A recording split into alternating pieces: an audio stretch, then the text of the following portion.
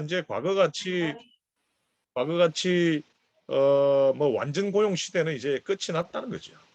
그러니까 이제 서민들 그리고 노동자들 그러니까 일자리를 찾아야 하는 사람들 일자리 없이는 먹고 살 수 없는 사람들 생활 자체가 이제 굉장히 힘들어지죠. 그다음 제가 좀 잘 쓰는 용어인데 생덕적 요인에 관해서 격차가 굉장히 심화되고 있어요. 이게 무슨 말씀인고 하면 여러분 100m 달리기를 하잖아요. 그러면은 발이 빠른 사람은 가장 먼저 이 도착점에 가장 먼저 이른바 100m 지점에 도착을 할 테고 발이 가장 느린 사람은 가장 늦게 도착을 할 거예요. 이거는 생덕적 요인에 의한 격차가 아니죠. 이거는 뭐 경쟁을 했는데 그죠? 가장 빠른 사람이 이 1등을 하고 가장 느린 사람이 꼴찌를 해버리는 건 이거는 뭐 생덕적 요인이 아니에요. 그런데 100m 출발 선상에서 한 사람은 딱 0m 선에서 딱 서 있는데 어떤 사람들은 뭐 20m 뒤에 30m 뒤에 서서 출발하는 사람도 있을 수 있잖아요. 이런 걸 생덕적 요인에 의한 격차라고 볼 수 있습니다. 그러니까 어느 집안에서 출생했는지에 따라서 격차가 발생하죠.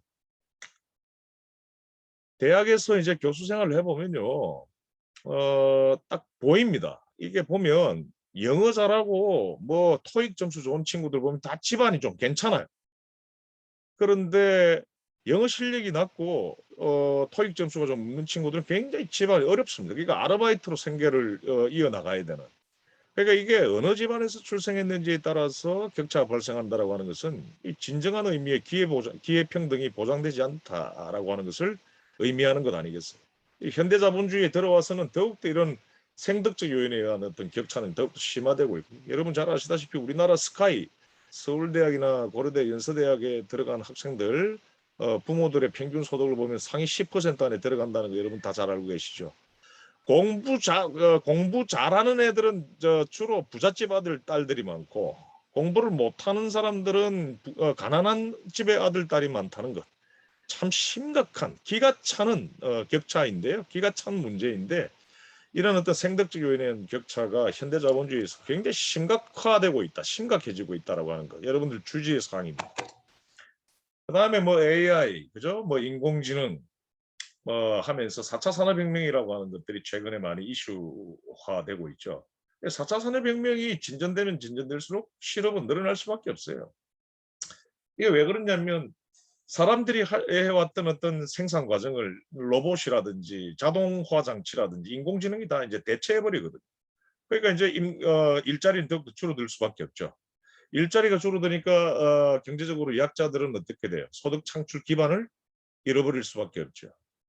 현대 자본주의는 이렇듯 없는 사람들 힘들게 만들고 있어요.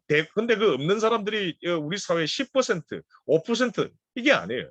그 없는 사람들이 우리 사회의 90%라 말이에요. 이게 이제 중요한 문제라는 점이에요. 그다음에 여러분 오늘 송은옥 선생님 등등 여성사회복지사 선생님들도 많이 와 계시는데 우리 한국 사회뿐만 아니라 현대 자본주의에 있어서 가장 중요한 야만적인 이 문제는요. 바로 부불노동. 이 부불노동이 뭐냐면 지불하지 않는다. 임금을 지불하지 않는 노동을 정치경제학에서는 부불노동이라고 그래요. 여러분 딱 이 얘기 들으시자마자 머릿속에 떠올리셨던 부불노동의 가장 대표적인 사례 뭐죠? 가사노동이죠. 그죠? 어머니들이 아내들이 하는 여성들이 하는 이 가사노동 여러분 정말 힘듭니다. 그죠? 제가 우리 집이 뭐 조금 집안의 교육 문제로 집사람하고 애들이 좀 타지로 가 있어요. 그리고 인천에는 제 혼자 있습니다. 그래서 제가 지금 이제 연수동에서 혼자 살고 동춘동에서 혼자 살고 있는데 혼자 살면서 이제 가사노동을 제가 해야 돼요. 근데 이제 가족들하고 같이 살 때는 제가 가사노동의 일부밖에 이렇게 돕지 못했죠. 가사노동만큼 힘든 게 없더라고요. 제가 해보니까. 여러분 그렇죠? 빨래하고 청소하고 뭐 장보고 그죠? 뭐 저 요리하고 이거는 정말 엄청난 중노동입니다. 여러분들 그렇게 생각하시지 않나요? 네. 그럼에도 불구하고 여성에 대해서 임금은 이른바 부불되고 있다는 거예요. 지불되지 않고 있다는 거죠. 예, 현대 자본주의에서 가장 심각한 문제가 바로 이 부분 노동인데 엄청난 가치를 창출하는 어떤 활동 및 노동인데도 불구하고 그들에게 임금을 지불하지 않는다. 이거는 결국은 노동 착취를 의미하는 거예요.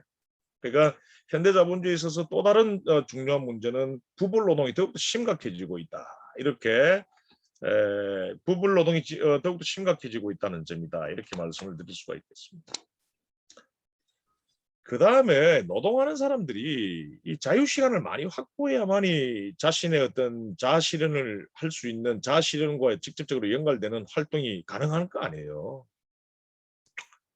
이상은 위원장님 뭐 노동운동가 출신이지만 잘 아시겠지만 우리 한국 노동자들 보면은 먹고 살기 위해서 하는 억지로 하는 어떤 노동을 하잖아요. 그죠? 우리 모두가. 예. 억지로 자기와 자기 가족을 먹여 살리기 위해서 해야만 하는 어떤 노동을 타율적으로 하는 거예요. 타율적으로. 예. 임노동이라고 하는 것은 임금을 받고 노동을 하는 것은 이건 타율적인 어떤 행위입니다. 예. 그런데 자율적인 어떤 노동이라고 하는 것은 그 임노동과 좀 다른 어떤 형태의 활동을 말하는 거거든요. 자기가 정말 기획하고 자기가 정말 선호하고 자기가 정말 만족과 보람과 기쁨과 희열을 느끼는 어떤 활동. 이거는 우리가 임노동에서 찾을 수가 없죠. 그래서 인간은 보다 더 그런 어떤 자율적인 어떤 활동을 해야 하는데 노동시간 자체가 제대로 단축되지 않으니까 우리 인간은 우리 서민 우리 살아가는 어떤 시민들은 그 자율적인 어떤 활동 자체가 쉽지가 않아요. 그렇기 때문에 노동시간은 더욱더 단축되어 함에도 불구하고 현대 자본주의의 양상들을 보면은 노동시간 단축이 쉽게 이루어지지 않고 있습니다. 자, 지금 계속 이제 뭐라 그럴까 고달프고 그죠? 힘든 그런 어떤 양상들에 대해서 제가 지금 말씀드리고 있는데 자, 그 다음에 이제 오늘 사회복지를 실무적인 측면에서 현장적인 측면에서 담당하고 계시고 고민하고 계시는 여러분들이기 때문에 제가 오늘 좀 문제 제기를 하나 해볼게요. 저는 개인적으로 기존의 복지국가로는 한계에 저는 마주했다고 봅니다. 왜 마주했다고 보냐면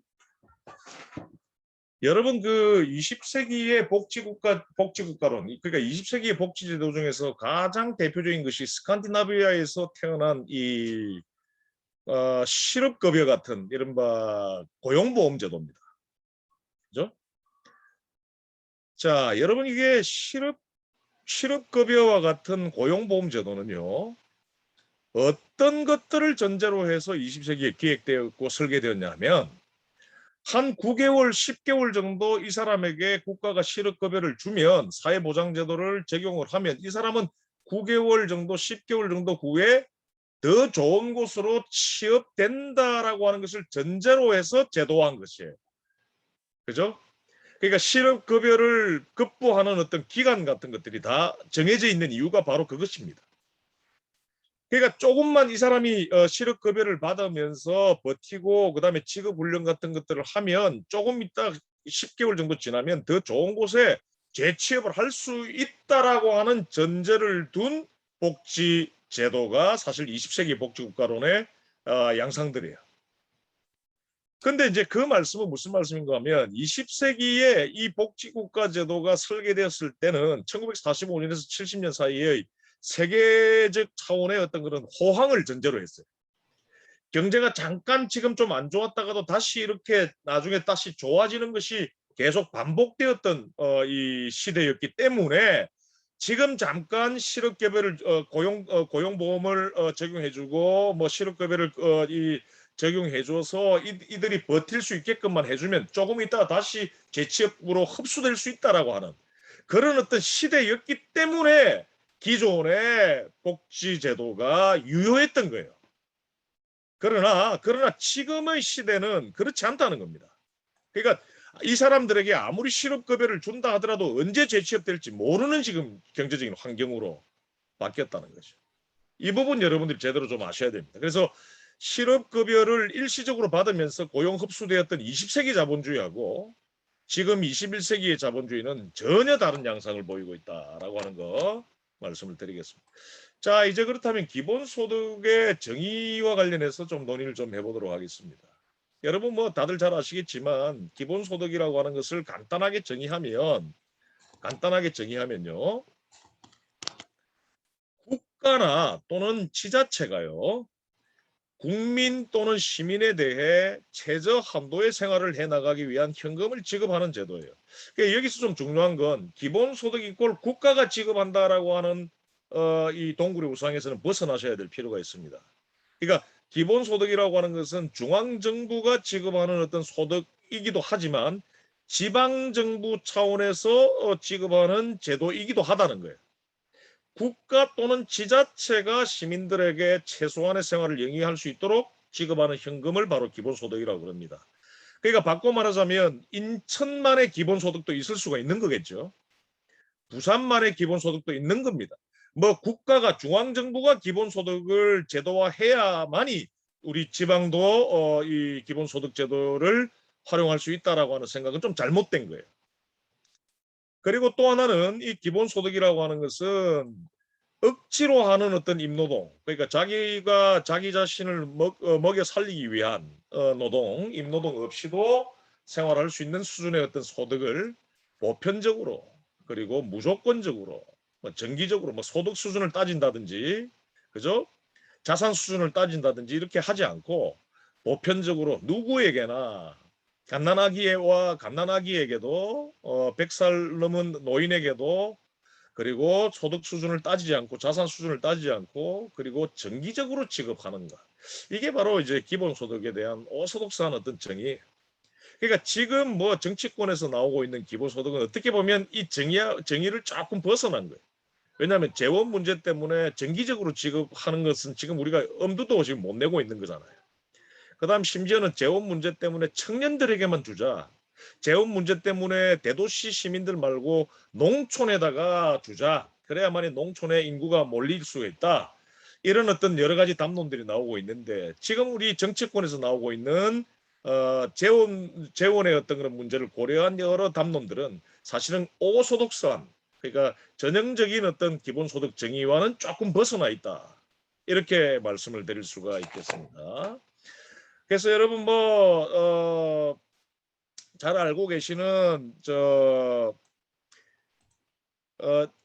세계적인 기본소득론자들의 얘기들을 가지고 제가 정의를 한번 다시 정리를 하자면 기본소득이라고 하는 것은 어떤 한 사회 모든 성원 개개인들에게 다른 소득 원천이 있든 없든 자산이 많든 적든 아무 조건도 내걸지 않고 현금의 형태로 정기적으로 소득을 지급하는 것입니다.로 정리할 수 있습니다. 그러니까 지역화폐는 거의 현금과 유동성이 비슷하거든요. 대체 가능성이라고 하는 측면에서 거의 비슷하기 때문에 지금 정치권에서 제기되고 있는 지역화폐로 기본소득을 지급하는 것은 제가 볼 때는 전통적인 어떤 기본소득 정의와 아주 정합적이다. 저는 그렇게 보고 있습니다. 자, 그렇다면 여러분들이 오히려 저보다 더 잘 알고 계실 사회보장제도, 기존의 사회보장제도와 기본소득은 어떻게 차이가 나느냐를 우리가 한번 살펴봐야 되는데요. 우리나라에도 아까 말씀드렸듯이 실업보험과 같은 사회보장제도가 있어요. 있는데 어떤 사정에 의해 일하지 못하는 사람들의 어떤 생계나 정년 이후를 맞이한 사람들의 생활을 안정시키기 위한 사회보장제도는 존재하지만 이는 기본소득과는 다릅니다. 왜 다를까요? 조건을 따지죠. 그죠? 자격을 따진다는 거죠. 그러니까 우리 기본소득은 사회보장제도와는 달리 연령이라든지 성별이라든지 소득 수준을 묻지 않고 그 사람의 소득 보상 형태로 일정 금액을 지급한다는 거예요. 그래서 최근에 보니까 민주당 그 경선에서 보니까 이런 얘기들을 하더라고요. 그 이낙연 씨가 이재명 지사를 향해서 이재용에게도 10만 원 주고 가난한 사람에게도 10만 원 주는 게 이게 공평하냐 이런 얘기를 하던데 맞습니다. 이재용에게도 10만 원을 주고 가난한 사람들에게도 10만 원을 주는 게 맞아요. 같은 금액을 지급하는 것이 기본소득이니까요. 그런데 중요한 것은 결국은 이재용은 세금을 더 많이 내야 됩니다. 기본소득을 유지하기 위해서는요. 그러면 이재용이 실질적으로 가난한 사람들과 같이 동일하게 10만 원씩 받았다더라도 자신에게 부과된 세금을 고려해서 실질적인 어떤 소득을 고려한다면 이른바 세금을 적게 내는 사람들보다 이재용은 훨씬 더 낮은 기본소득을 받게 되는 거죠. 그죠? 그러기 때문에 기본소득과 관련된 이낙연 씨의 논리는 잘못된 것이고, 또 하나는 기본소득과 관련돼서는 그 재원 문제와 관련해서는 반드시 정세를 논의해야 됩니다. 이건 제 개인적인 생각이에요. 그러니까 기본소득을 위한 재원을 마련하는 방법으로서 저는 소득세의 누진적 성격을 더욱더 높여야 되고, 부자들이 보유하고 있는 독점적으로 보유하고 있는 부동산 등의 자산에 대한 과세를 더욱더 높여야 돼요. 그렇게 되어야만이 이낙연 씨의 어떤 특정 기본소득론자 이 후보에 대한 비판으로부터 피해 나갈 수가 있다는 거죠. 아무튼 얘기를 다시 돌려오자면 사회보장제도는 연령, 성별, 소득 수준을 따지죠. 그렇지만 기본소득은 이것들을 따지지 않는다. 그리고 그 사람의 소득 보상 형태로 일정 금액이, 동일한 금액이 지급된다. 이 점이 사회보장제도와 기본소득의 차이입니다. 자, 이제 뭐 같은 얘기라서 일단 좀 스킵을 좀 하도록 하고요. 뭐 기본소득이라고 하는 것은 전 세계적으로 볼 때 이 코로나 팬데믹 하에서 자영업자들 다 무너지고 있어요. 지금 소상공인들 지금 피눈물 흘리고 있어요. 그래서 지금 국가가 지급하는 그 뭐 우리나라에서는 긴급재난지원금이라고 그러죠. 네, 뭐 이런 것들이 이슈화되면서 이제 기본소득이라고 하는 것들이 더욱더 이제 관심을 받게 되었고요. 오히려 뭐 시장주의 그리고 신자유주의적인 성향이 강한 영국, 미국에서 오히려 더욱더 적극적으로 논의되고 있는. 일본에서도 이 보수 우파들이 그 타케나카라고 하는 일본의 이른바 보수 우파 진영의 담론을 생산하는 이제 지식인이 있는데, 일본도 여러분 월 8만엔 기본소득을 지금 제한하고 있어요. 그러니까 스가 자민당 내각이. 근데 그러니까 우리로 이야기하면 월 80만 원이잖아요. 근데 대신에 월 8만 원의 기본소득을 전 국민에게 지급할 테니 기존의 사회보장제도 다 없애버리자. 그러니까 이게 바로 신자유주의적인 어떤 기본소득론이에요. 그리고 국민의힘, 여러분 좀 정치적인 얘기를 자꾸 해서 좀 죄송한데, 당시 김종인 씨 등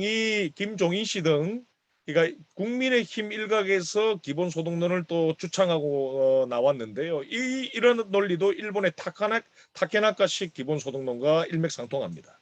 그러니까 우파들의 기본소득론이라고 하는 것은 기본소득으로 모든 것들을 다 통합시켜버리자는 거예요. 기본소득을 지급할 테니, 좀 넉넉하게 지급할 테니 기존의 사회보장제도 다 없애버리자 하는 거죠.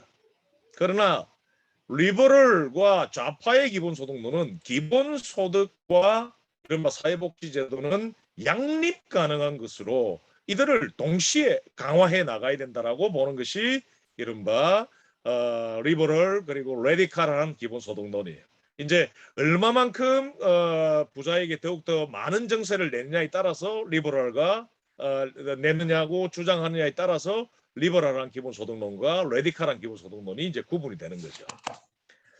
자, 그렇다면 이제 기본소득은 왜 정당한가? 아주 상식적인 측면에서 한번 우리가 접근을 좀 해봤으면 좋겠는데요.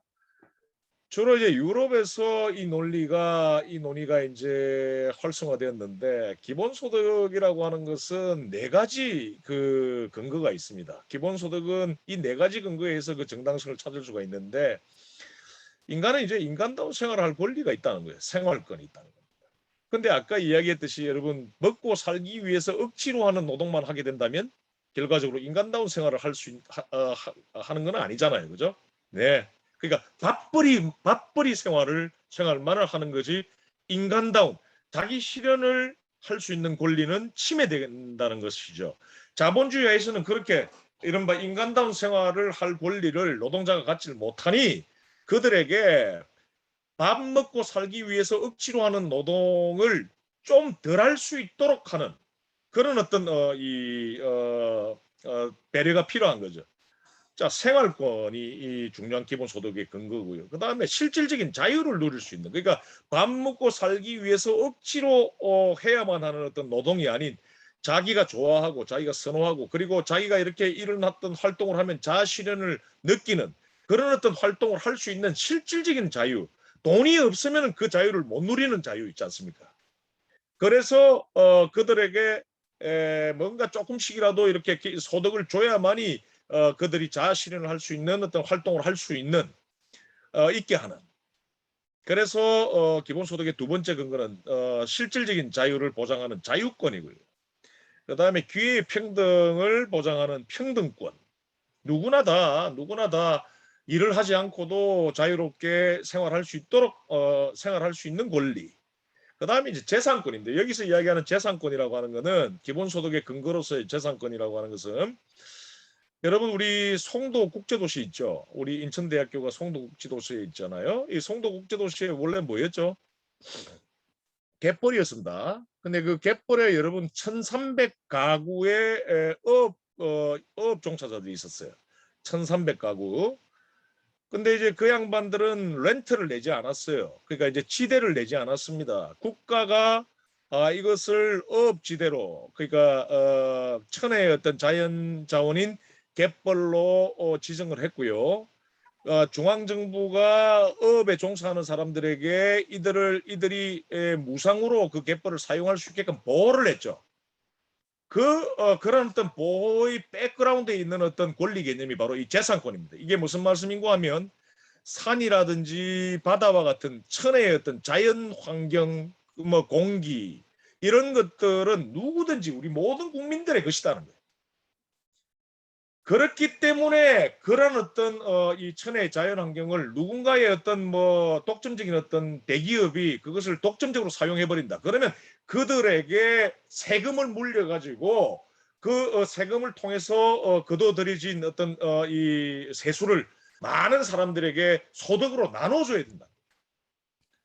이 성경에 보면 여러분 크리스찬 분들은 잘 아시겠지만 레위기라고 하는 챕터가 있잖아요. 구약에 보면 아주 유명한 센텐스가 나오죠. 모든 토지는 하느님의 것이라. 모든 토지는 하느님의 것이라라고 하는 그 센텐스가 우리에게 부여하는 임플리케이션은 뭐냐면, 모든 토지는 어느 누구에 의해서 배타적으로 소유될 수가 없다라고 하는 것을 강조하는 센텐스죠. 그렇기 때문에 여러분 토지라고 하는 것은 모든 만민이 소유해야 되는 것인데, 지금 어때요? 소유를 독점적으로 배타적으로 누군가가 하고 있죠. 그래서 그 사람이 소유하고 있는 토지에 대해서는 세금을 대대적으로 물려가지고 그렇게 해서 거둬진 세수를 모든 만민에게 거둬줘야 된다는, 배분해야 된다는 그런 의미에서의 재산권입니다, 여러분. 이해 가셨습니까?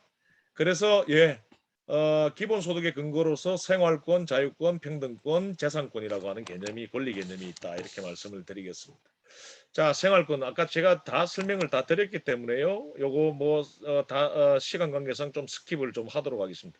자유권 같은 경우에는 인간의 실질적인 자유를 보장하는 권리, 그 다음에 실질적인 어떤 평등을 보장받아야 될 권리. 그러나 실제로 그렇지 않기 때문에 기본소득으로 보상받아야 된다는 거고요. 우리는 토지라든지 공기에 대해서, 그리고 어떤 구글에 있는 어떤 지식들, 이거 전부 다 우리의 이 공유 자산입니다. 여러분들 지금 오늘 기본소득 오늘 이 강의에 참여하고 계시는 분들, 페이스북 같은 거 하고 계시는 분들이 많이 계실 텐데, 여러분들이 올리는 사진, 여러분들이 올리는 이 지식들이요, 구글에서는 하나의 어떤 거대한 빅데이터로 취합됩니다. 이전에 몇 년 전에 이세돌 기사와 한판 승부를 벌였던 그 알파고 안에 들어가 있는 이 무한한 어떤 지식, 그 지식은 구글이 창출해낸 것이 아니라 전 세계 시민이 개별적으로 다 만든 것을 구글이라고 하는 플랫폼 기업이 이것을 독점적으로 취합을 해서 자기들이 독점적으로 사업에 활용하고 그 번 돈을 독점적으로 취득을 하죠. 그렇기 때문에 구글의 부가가치에 대해서는 세금을 크게 물어가지고 우리 공동으로 이제 지식을 창출했던 전 세계 시민들에게 이걸 소득으로 나눠줘야 된다라고 하는 논리인 거죠. 여러분 충분히 이해하셨으리라고 저는 보고 있습니다. 자, 재산권, 그래서 특정한 개인이나 집단에 속한다고 볼 수 없는 자산들, 토지, 그죠? 뭐 자연 환경들, 천년 자원들, 그죠? 알래스카 같은 경우 그렇잖아. 알래스카 기본소득이 잘 돌아가는 이유는 알래스카의 석유거든요. 기본 천년 자원은 이거는 누구에 의해서 배타적으로 소유되는 것이 아니기 때문에 알래스카 주민들에게 석유를 통해서 창출된 어떤 그런 부가가치를 이른바 소득으로 이렇게 나눠주는 거예요. 일각에서 지금 최근에 기본소득을 위한 재원으로서 토지세를 강화해야 된다. 저는 아주 정당한 주장이라고 저는 본다는 겁니다. 토지세. 그 다음에 뭐 탄소세 같은 거 있잖아요. 여러분 지금 우리나라 지금 이 대기, 이 공기, 환경이 다 우리의 것이잖아요. 만민의 것입니다. 그런데 어떤 뭐 예를 들어서 SK 하이닉스라고 하는 독점 대기업이 그냥 막 배타적으로 그냥 공기를 막 이렇게 오염시킨다라고 해보세요. 그러면 당연히 만민의 것인데 SK 하이닉스가 그냥 배타적으로 사용하는 것이다 나 다름없잖아요. 그러면 SK 하이닉스에게 이른바 탄소세를 부과해야 되는 거예요. 그래서 거둬들여지는 어떤 소득은 우리 만민 모두의 어떤 소유물을 SK 하이닉스가 훼손시켰기 때문에 만민에게 그 소득을 그 세수로 소득으로 세수를 소득으로 배분해야 된다라고 논리인 거죠. 자, 이제 여기까지가 기본소득의 정당성을 논의하기 위해서 지금까지 활용되어 왔던 권리 개념들, 4가지 권리 개념들이고요. 그 다음에 오늘의 좀 바텀라인인데, 사회정의론적인 관점에서 볼 때 기본소득은 정말 정의로운가? 이거 여기 대해서 제가 좀 논의를 좀 하려고 하는데요. 결론부터 제가 말씀드릴게요. 기본소득은 사회정의를 토대로 하는 제도입니다. 그러니까 정의롭지 않다라든가 뭐 사회정의론에 어긋난다라든가 하는 그런 어떤 논리 또는 담론 그런 어떤 주장들은 기존의 사회과학적인 어떤 그런 문제의식에 비추어 볼 때 잘못된 것이다 이렇게 말씀을 좀 드릴 수 있을 것 같습니다. 자, 미국 민주당 그러니까 전 세계 뭐 민주당 정도의 리버럴 정당이 주로 많이 의거하는 존 롤즈의 정의론을 간단하게 좀 살펴보려고 하는데요. 존 롤즈에게 있어서의 정의는요. 개인의 자유가 개인 모두에게 평등하게 보장되는 것, 그 다음에 개인의 평등이 전원 평등에게 부여되어야 되는 것, 그 다음에 생득적인 어떤 배경과 이유에 의해서 나타나는 소득 또는 생활 수준의 격차를 가능한 줄여야 하는 것. 요 세 개가 뭐 좌파, 마르크스주의자가 아닌 이른바 리버럴주의자들. 그러니까 우리나라로 이야기하면 더불어민주당 정도가 되는 정치 세력들이 사실은 주창하고 지향하는 정의의 원리입니다. 자, 이게 이제 존 롤즈 정의론의 3가지 원칙인데요. 근데 첫 번째 조건인 자유와 두 번째 조건인 기회의 평등을 강조하는 자유민주주의 사회라 하더라도요.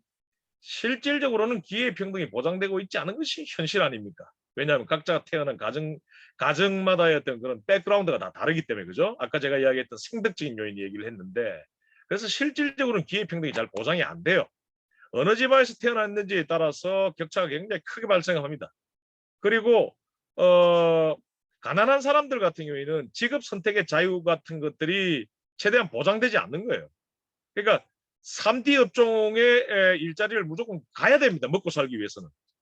그다음에 라이프 스타일의 자유 같은 경우는 현실적으로 크게 제약되고 있죠. 그렇기 때문에 개인의 자유를 최대한으로 존중하고 기회 평등을 가능한 한 확대해서 보장하기 위해서는 무엇이 중요할까요, 여러분? 무엇이 중요할까요? 모든 개인에게 먹고 살기 위해서 억지로 노동을 해야 하기 때문에 자기가 하고 싶은 일들을 하지 못하는 해서 실질적인 자유가 훼손되는 것을 막기 위해서는 이른바 모든 개인에게 최저한의 생활을 보장해야 하는 것이 굉장히 중요하다는 것이죠. 이 결론이 바로 존 롤즈가 내놓았던 사회정의예요. 별거 없습니다. 리버럴주의자들의 사회정의로는 실질적으로 모든 사람들에게는 자유와 평등을 부여해야 되는데 가난한 사람일수록 실질적인 자유와 실질적인 평등을 향유할 수가 없다. 그렇기 때문에 그들이 실질적인 자유와 실질적인 평등을 향유하기 위해서는 그들에게 최저한의 생활을 보장해줘야 된다. 국가가. 이게 바로 존 롤즈의 사회정의론의 핵심입니다. 여러분. 예. 이제 여러분 감을 잡으셨죠? 모든 개인에게 최저한의 생활을 보장하기 위해서는 뭐가 제일 중요한 겁니까? 소득을 보장해줘야 되는 겁니다. 그래서 현대자본주의의 이런 어떤 여러 뭐 자유가 실질적인 자유가 훼손되고 실질적인 어떤 평등이 훼손되는 이런 어떤 문제에 근본적으로 대처하기 위해서 가장 좋은 처방전, 가장 중요한 처방전이 바로 기본소득이라고 하는 거예요. 그러니까 기본소득이라고 하는 것을 뭔가 포퓰리즘이다. 기본소득이라고 하는 것을 뭔가 이렇게 이 사회보장제도를 100% 대체해버리는 그런 어떤 스폰지와 같은, 그러니까 부정적인 의미의 스폰지와 같은 어떤 제도다라고 하는 담론을 많이 벌이는데, 여기서 이야기하는 자본주의 고유의 문제에 근본적으로 대처하기 위한 처방전으로서의 기본소득은 사회보장제도와 양립한 어떤 제도라고 하는 것을 여러분들이 여기서 망각해서는 안 됩니다. 그러니까 사회보장제도로 충분히 해결될 수 없는 것들을 기본소득으로 해결해서 사회정의를 더욱더 강화하겠다는 거예요. 바로 이런 어떤 차원에서 여러분 존 롤즈의 정의론을 보셔야 될 필요가 있습니다. 바꿔 말하자면 사실은 1980년대 이후의 유럽, 특히 벨기에를 중심으로 하는 어떤 기본소득론이 활성화되고 본격적으로 제기되기 시작했지만, 실질적으로 기본소득은 어디에서 그 원조를 찾을 수가 있다. 20세기에는 저는 존 롤즈에서 찾을 수가 있다. 그런데 기본소득은 아까 이재용에게도 100만 원을 주고 가난한 사람에게도 100만 원을 주는 것이 뭐가 사회정의냐, 무엇이 그것이 정의롭냐라는 주장을 하면서 기본소득은 정의롭지 않다라고 얘기를 하는 사람들이 많지만, 존 롤즈 같은 경우에는 부자는 부자대로 이렇게 부자의 권리를 누릴 수 있어야 된다고 주장하는 사람이에요. 그러나 존 롤즈가 주장하는 것의 핵심은 부자와 가난한 사람들이 조화롭게 공존하기 위해서는 이런 어떤 실질적인 어떤 자유와 실질적인 평등을 훼손당하고 있는 사회적인 약자들에게 최소한의 어떤 소득을 지급해야 된다라고 하는 주장이고, 그런 면에서 굉장히 사실은 급진적이지도 않은 어떤 주장이라고 볼 수가 있는 것입니다. 아무튼 기본소득이라고 하는 것은 롤즈의 어떤 논의를 토대로 해서 보면 굉장히 사회정의에 적합한 제도다, 이렇게 말씀을 드릴 수가 있겠고요. 그러니까 이런 어떤 롤즈는 이런 문제의식을 토대로 해서 일하지 않을 자유까지 보장하는, 사람에게 어떤 한 인간이 실질적인 자유를 누린다라고 하는 것은 일하지 않을 자유마저도 누릴 수 있어야 되거든요. 일하지 않을 자유, 먹고 살기 위해서 어쩔 수 없이 해야만 하는 노동을 강요당하지 않을 자유마저도 기본적인 인권으로 인정을 하는 것이 이른바 롤즈의 사회정의론인데, 이런 기본적인 인권을 보장받기 위해서는 아까 이야기했듯이 그들에게 생활을 위한 원자를 지급하자는 것이 바로 롤즈 사회정의론의 이른바 핵심입니다. 그러니까 존 롤즈의 기본소득론이다, 이렇게 볼 수가 있습니다. 모든 개인에게 평등하고 일률적인 어떤 형태로 그들 생활을 위한 원자를 지급하자는, 이게 바로 기본소득이 제기된 이념적 배경이고요.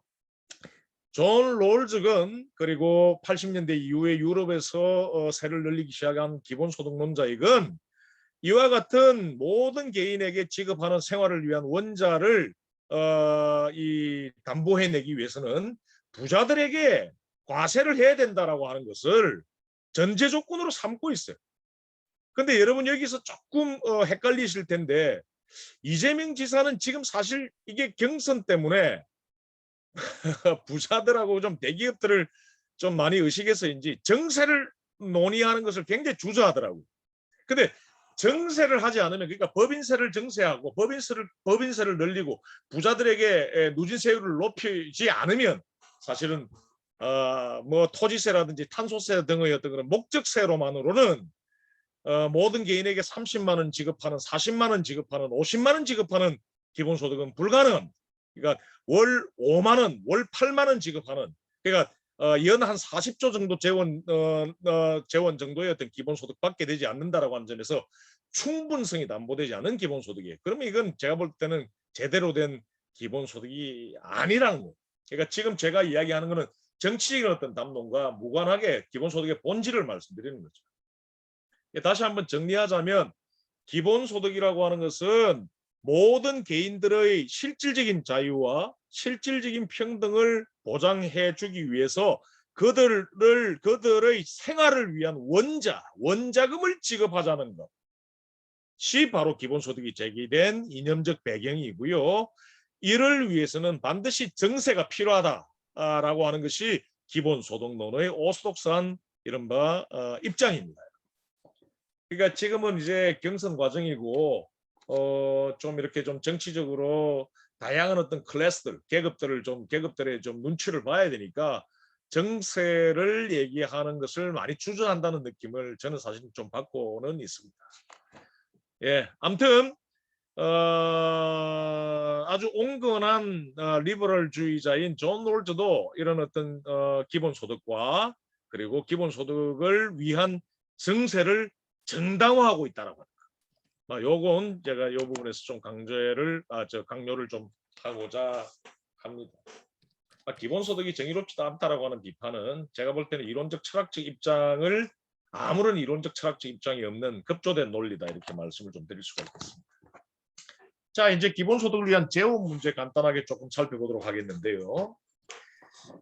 여러분들 우파들이 얘기하는 기본소득을 위한 재원은 정세 때문에 반대합니다. 그러니까 기본적으로 우파들은요 부자들과 대기업 편이기 때문에 부자들의 어떤 자산, 대기업의 이 부가가치에 대해서 과세하는 법인세나 소득세를 올리는 것을 반대합니다. 그렇기 때문에 기본소득을 정세를 통해서 그 재원을 마련하겠다라고 하는 주장에 대해서 반대하죠.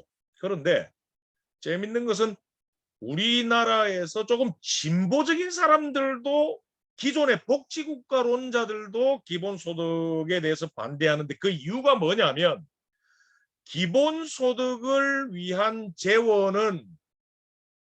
기본소득은 재원 문제에 직면할 수밖에 없기 때문에 기본소득을 위해서 세금을 써버리면 기존의 사회보장제도에 투입했던 돈을 쓸 수가 없다. 이른바 사회보장제도와 기본소득 간의 트레이드오프 관계가 존재한다고 보는 거예요.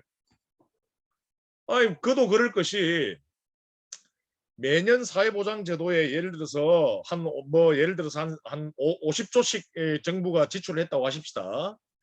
그러면 그 50조를 가지고 기본소득도 제도화하기 때문에 기본소득이라고 하는 제도가 끼어들어져 오면 기존의 사회보장제도에 투입되었던 재원이 확 줄어들 수밖에 없다라고 보는 거예요. 그러니까 사회보장제도와 기본소득을 양자 대립적으로 보는 거예요. 이게 좌파적이고 진보적인 복지국가론자들조차. 그리고 또 하나는 정부의 예산은 제약되어 있다. 정부의 예산은 딱 50조밖에 없다라고 하는 이른바 예산 제약성을 전제로 기본소득을 위한 어떤 재원 마련을 집중적으로 공격을 합니다.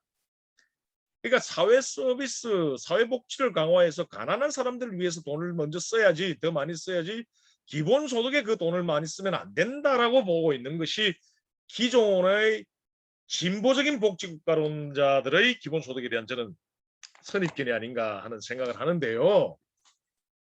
그러나 지금의 기본소득론은요. 제가 볼 때 이재명 지사가 발신하는 기본소득론은 앞서 제가 말씀드렸던 그런 어떤 이유들 때문에 정세에 대한 어떤 그런 적극적인 입장을 피력해내지 못하는 어떤 정치적인 어떤 한계 때문에 이 부분을 조금 명확하게 이렇게 좀 못 보이고 있는데 원래 기본소득론이라고 하는 거는요. 사회 서비스나 사회복지 그러니까 사회보험에 투입할 수 없는 그러니까 새로운 재원 아까 이야기했던 토지보유세라든지 탄소세라든지 구글에 부과해야 된다라고 하는 어떤 그런 빅데이터세 같은 이런 것들을 목적세를 기초로 해서 낮은 수준의 보편적 기본소득을 구성하고 있다라고. 그게 지금 이제 소득세는 인상하지 않겠다라고 하는 논의가 이제 바로 우리 한국적 기본소득론의 주요 특징이죠. 다시 한번 정리를 하자면 기본소득이라고 하는 것은 사회 서비스, 그러니까 사회보장제도, 사회복지제도에 소요되는 재원이 아닌 또 다른 어떤 재원, 그러니까 이걸 우리가 목적세라고 그러잖아요. 이런 목적세를 기본으로 해서 재원을 활용하기 때문에 사회보장제도를 위한 재원과 기본소득을 위한 재원 사이에는 양자 대립적 관계가 존재하지 않는다고 봐야 되는 겁니다. 그러나 보다 더 오소독스한 논의를 보면 이런 목적세뿐만 아니라 정세를 해야 돼요. 정세는 사실 소득세 정세, 법인세 정세를 해야 됩니다. 부자들에게 더 많은, 소득이 많은 사람들에게 더 많은 세금을 거두고, 그 다음에 대기업들에게 더 많은 세금을 매기는 이런 것들을 통해서 사실은 이 양자 사이에 기본소득과 사회복지제도의 양자 공존을 사실은 보장할 수 있어야 한다고 주장하는 것이 원래 전형적인 어떤 기본소득론의 핵심 주장입니다. 그렇게 여러분들 보셔야 되겠고요. 여러분 잘 아시는 홍남기. 그 홍남기가 입만 열면 내뱉는 논리가 이거예요. 예산 제약이 있다. 정부에게는, 정부 예산에는 예산 제약이 있다. 정부는 뭐 80조밖에 돈 쓸 수가 없다. 정부는 항상 재정 수지를 잘 관리해야 된다. 재정을 건전화해야 된다. 이런 예산 제약 원리주의를 항상 강조하죠. 그 다음에 사회보장제도에 쓰여질 돈을 기본소득에 쓰게 된다면 결국은 가난한 사람들의 사회보장 서비스 자체가 줄어든다라고 하는 논리가 바로 저는 홍남기의 논리인데요. 저는 홍남기의 논리가 틀린 것은 앞서 말씀드렸듯이 기본소득은 사회보장제도의 확대 강화와 확대와 동반되는 것이지 기본소득이 사회보장제도를 줄여가면서 이 제도화되는 것은 아니다. 자, 그러기 위해서는 세금은 더 많이 필요하죠. 그렇기 때문에 정세가 필요하고 목적세 신설이 필요하다는 것입니다. 이렇게 저는 기본소득을 여러분들 이해를 하셔야 될 필요가 있다는 생각입니다. 자, 이제 시간이 좀 많이 지나서 아까 우리 김병주 선생님께서 한 4, 50분 만에 정리를 해달라고 그러셨는데 이미 뭐 40분이 넘은 걸로 제가 느껴지는데 좀 넘어가도록 하고요. 이제 마지막으로 제가 기본소득의 좀 진보적, 그러니까 조금 변혁적인 어떤 의의에 대해서 여러분들과 함께 좀 공유를 하고자 합니다. 한 5분만 시간을 좀 주셨으면 좋겠는데요. 저는 자본주의 시스템에 있어서 자본주의 시스템에는 세 가지 강제가 있다고 봐요. 강제.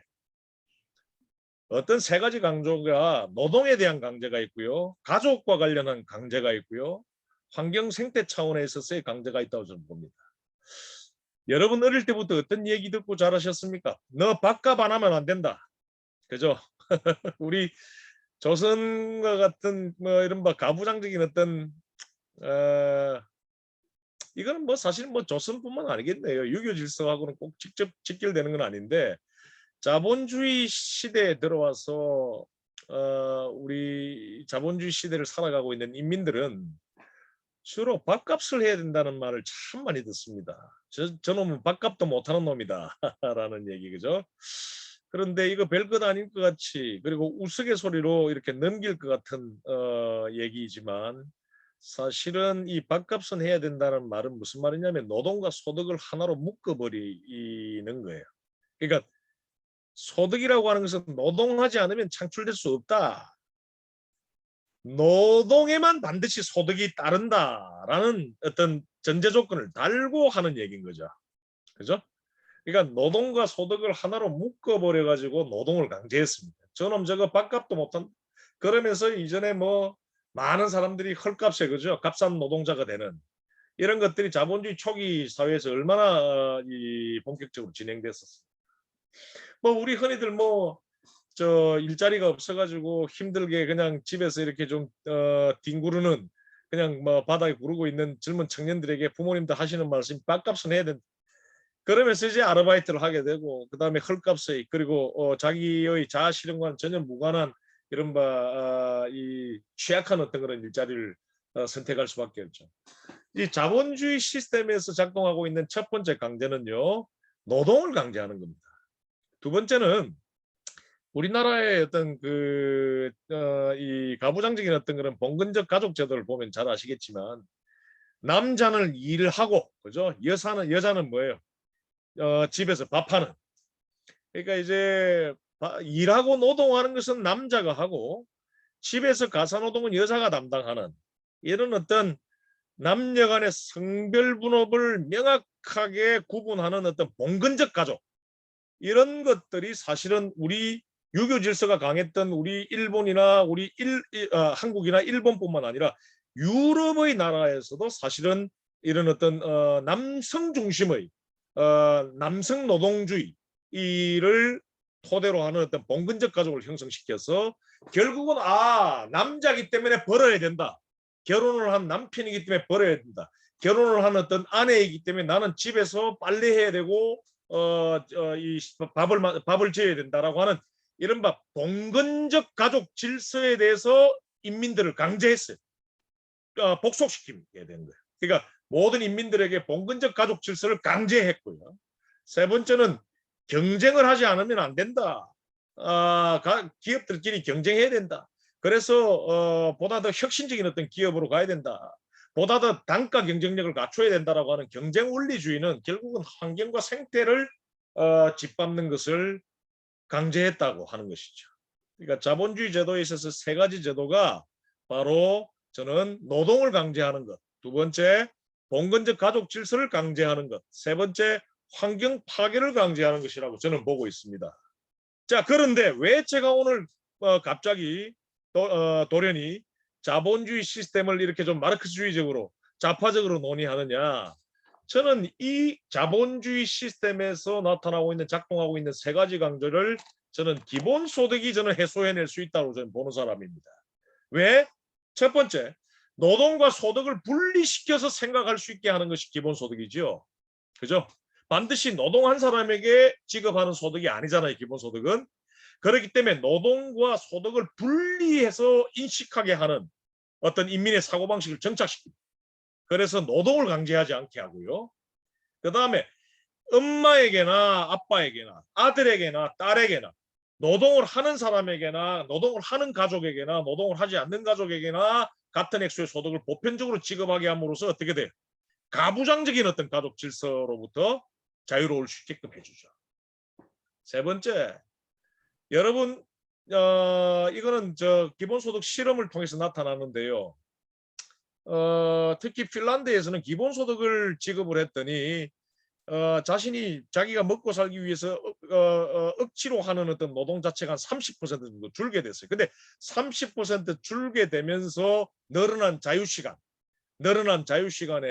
가장 이 인민들이 많이 하게 된 늘리게 된 어떤 활동 시간은 자기에 관련된 어떤 취미생활, 그다음 두 번째가 환경 생태에 대한 어떤 사고, 환경 생태와 관련된 실천이 있다고 합니다. 그러니까 이런 어떤 모든 인민들에게 실질적인 어떤 자유를 보장하는 소득을 지급하게 될 때 인민의 어떤 생태적 사고를 가능케 해서 환경 파괴를 강제하지 않게 하는 대안적인 제도로 작용하는 거. 요 3번 세 번째는 기본소득과 관련된 여러 실험 결과를 가지고 제가 여러분들에게 말씀을 드린 거예요. 정리하겠습니다. 기본소득은 자본주의에서 작동하는 자본주의 250년 역사에서 나타나고 있는 공통적인 강제, 노동을 강제하는 것, 가부장적인 어떤 남성 중심의 어떤 가부장적인 가족 질서를 강제하는 것, 환경 파괴를 강제하는 것, 이 세 가지 강제로부터 자유로울 수 있게끔 해주는 것이 바로 강제라는 점에서 저는 기본소득은 체제 변혁적인 제도이지 않나라고 저는 보고 있습니다. 해서 좌파들도 기본소득에 관심을 가져야 하는 이유가 바로 앞 슬라이드에 있었던 것이고요. 같은 얘기입니다. 그래서 저는 이제 강의를 이제 마무리하겠는데요. 기본소득이라고 하는 것은 인간 노동에 대한 대가가 아니라 인간의 존재 그 자체에 대한 대가입니다. 인간의 존재 그 자체에 대한 대가. 인간의 존재.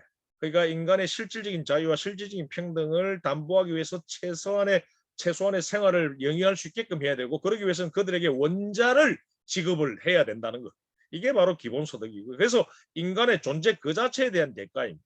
그러니까 시민이 존재하고 또 생활해 나가기 위해서 보장되어야 하는 이른바 기본적인 어떤 인권이라고 하는 것이 경제정책의 모습으로 제도화된 것이 바로 저는 기본소득이 아닌가라고 저는 보고 있습니다. 이제 끝인데요. 1782년도에 여러분 잘 아시는 루소가 고백록이라고 하는 그의 명제에서 이런 얘기를 합니다. 이미 뭐 그의 통찰은 지금 몇 년 됐어요. 지금 몇백 년 전이죠. 사람 수중에 있는 돈은 자유의 도구이지만 사람이 먹고 살기 위해서 악을 써서 길을 써서 벌어야만 하는 돈은 사람을 노예를 만드는 도구이다.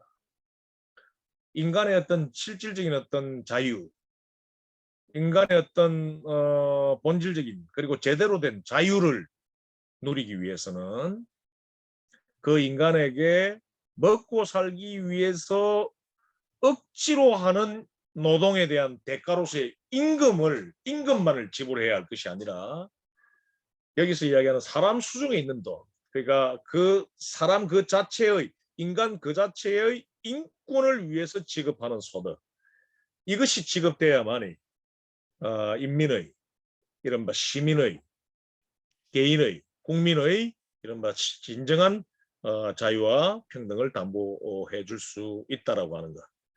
이것을 우리가 루소의 센텐스를 통해서 한번 생각해 보는 걸로 오늘 제 강의를 맺도록 하겠습니다. 고맙습니다.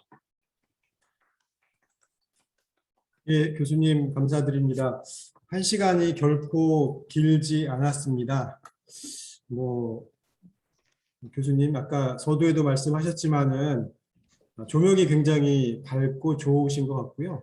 또 성우 같은 목소리가 있어가지고 굉장히 듣기 편했고, 사실 내용은 모두가 조금씩 다르시게 생각하시겠지만은 굉장히 저 개인적으로는 좀 궁금증을 해소하는 기회가 됐고, 또 다른 사회복지와 다른 측면에서 좀 보게 되는 그런 명강의였습니다. 다시 한번 감사드립니다.